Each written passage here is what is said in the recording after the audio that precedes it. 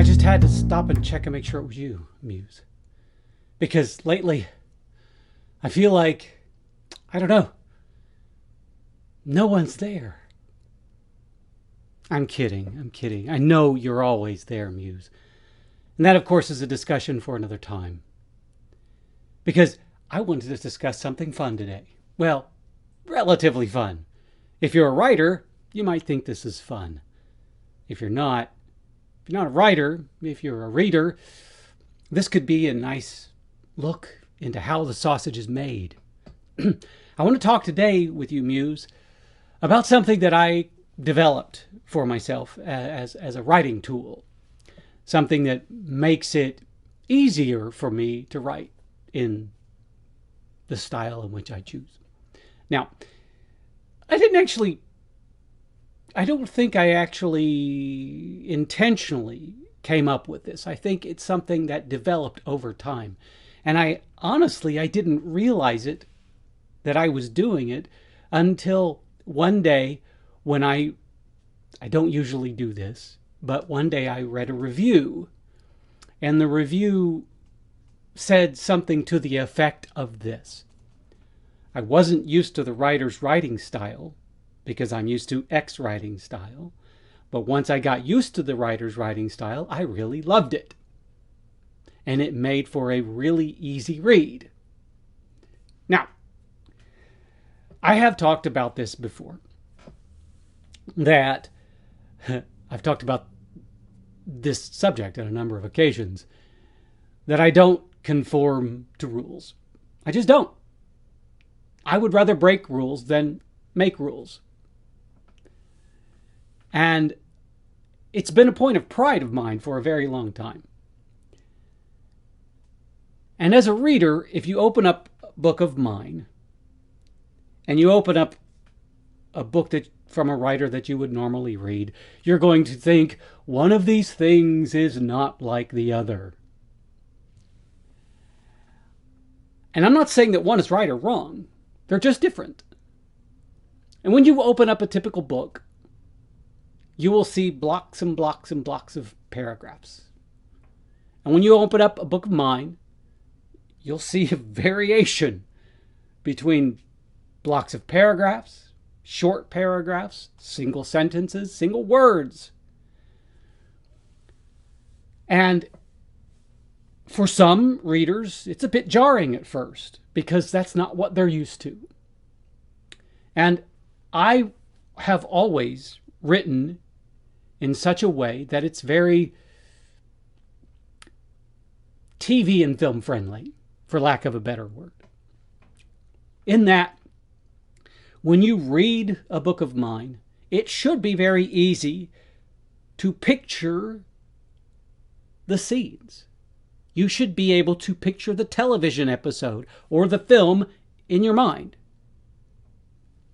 And part of that is because of my background. I am a trained actor. I have a master's degree in acting. So that is where I come from. I come from a very dialogue-centric world. Now, here's what I have developed, or what has developed by way of the nature of what I have done most of my life. It's what I call the rule of the thirds. And it's really, really simple. Most of my work, my written work, is comprised of 1/3 narration, 1/3 description, and 1/3 dialogue. Now, it's not an exact science. You can't go through my books and measure out and find that they are actually 33%, 33%, and 33%, with a 1% left over for whatever. It is relatively speaking. But you can see it when you open up one of my books, that there is 1/3 dialogue, 1/3 narration, and 1/3 description. What I find is that is a nice medium, a nice median for readers. It gives just enough of each and not too much of either one. And as I'm writing, for example, last night I went back and reread what I had written the previous night in A Midsummer Night's Reap. And there were times when I would notice, there's a little bit too much dialogue here. There was a section where it's just all dialogue. I need to add something there. So I would go through and say, what could I add to offset that a little bit, so that it conforms to my 1/3 rule? And I would either add a bit of description or a bit of narration. Now, of course, in the Reaper series and the majority of my series, it is first person past tense. So the narration is really simple. Oftentimes it's an extension of the main character's dialogue. So, but it's important to me that I keep that balance. Because what happens is if you have too much dialogue, then it becomes difficult for the readers to picture things. If you have too much description, then all of a sudden you're being accused of having too much purple prose. If you have too much narration, then you're leaving out a very crucial aspect, which is interaction between characters. And readers really do need that interaction between the characters because it helps them paint the picture of these relationships. Because it's really easy to paint the picture of a relationship from one side, the narrator's side. But when you want to add a little bit of color from the other characters, dialogue is a really easy way to do that. So I go back and I make sure that what I'm reading adheres to my 1/3 rule. And then I just have to decide, is the best thing to add description or narration if there's too much dialogue? Or if there's too much description, do I add dialogue or narration? You get the picture. But it's really, really important, I think, to offer readers that kind of balance. Especially, I think, modern readers. Because modern readers now, by design, are used to binge watching television and film. And even the nature of television and film has changed. Watch an old television show or an old film from 2 decades ago. What you'll find is very fascinating. You'll find that scenes tend to go on much longer. Watch modern television or film, and scenes are very fast, and they move back and forth really quick. Even edits are, the jump cuts are quick. And that is done simply because that those that create the films have realized that the attention spans of those watching have become shorter and shorter and shorter. Which is why I believe that it works to our advantage as writers to use this 1/3 rule. Because if, for example, if a modern reader were to open up, say, Proust, they're going to look at that pages and pages and pages of long paragraphs and long sentences, and they're going to immediately think, nope, that's not for me. But if they open it up and they see a nice moderation between dialogue, narration, and description, it's going to be much easier for them to consume. Because that's what their attention span allows them to do. And that's not to disparage the modern reader, because it's not their fault. It's nobody's. Well, it's kind of the media's fault, and I don't mean like mass media or whatever. It's kind of the fault of television and film producers, because they have sort of pushed this idea that the attention spans of viewers is shorter. Now, it's probably true. It is probably true that our attention spans have become quite a bit shorter than they once were.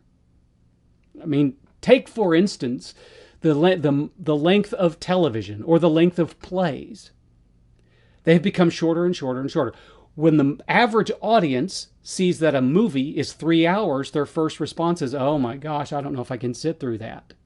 Or I'll wait till it comes out on demand so I can pause it or watch it in over a course of a couple of nights.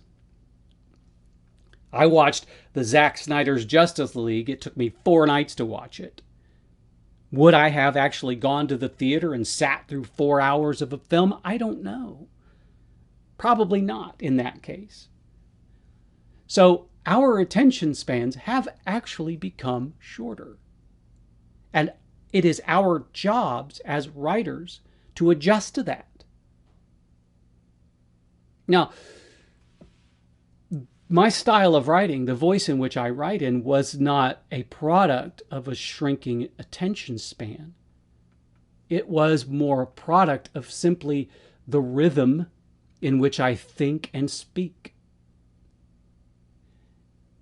So I developed that voice over 20 years. It took me a long time. So what I'm doing is I'm giving you this rule that I don't follow it, but this rule that has developed in my writing, or this pattern that has developed in my writing, that took me a very long time to create. And I'm saying, here it is. Try this.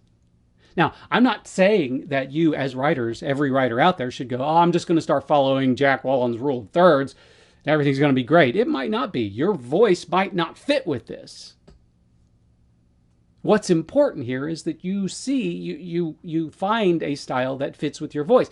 So to that end, what I would say is that you try this out in a piece of flash fiction or something that you will never submit for publication, just to see if this style or this idea that has developed in my writing fits with yours. And if it does, you will find that finishing your novel becomes much easier, because you can open it up and look and go, oh, I know exactly what I need here. And it just simply makes the process of writing easier. And by design, it also makes the process of reading a piece of work easier. And, on some level, we do have to cater to the needs and wants of the audience. We can't just force feed them if an audience has reached a point where their attention span doesn't allow them to read books that are just block after block after block of paragraphs. We have to go, okay, well, let's evolve. Again, I'm not saying that every reader is like that.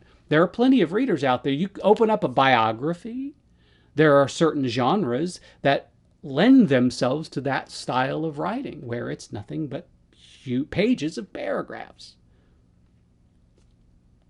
And I know that there are some readers out there who just don't care. They'll read whatever strikes their fancy. If you have written a book that is absolutely incredible, they're going to read it regardless of whether or not you use a 1/3 rule, or if it's a 1/2 rule, or if you have no rule. Truly, the important thing here is to be writing something that people want to read. But for me, it's also about writing something that I want to write, and that follows my voice. Because like I said, I've spent a long time developing this voice. And when I try to write outside of my voice, or in a different voice, I find the writing suffers. So, there you go. There is my rule of thirds that I use when writing.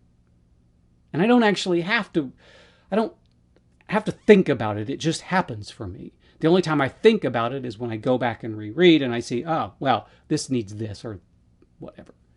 Anyway, if you're a writer out there and you're looking for ways to make your process a little easier, give this a try and see if it doesn't help. If you're a reader and you have read any of my books, see if you can find how that rule applies to my work, and see if you can find it applying to other writers' works. Anyway, thank you for listening to me. I know that there is just so much content out there, and the fact that you have taken the time to listen to me ramble on about something means a lot to me. And I hope that I have given you something that makes a difference, whether it's just your writing style or just to entertain you for a moment. Anyway, thank you for being here with me, and thank you everyone for just being awesome.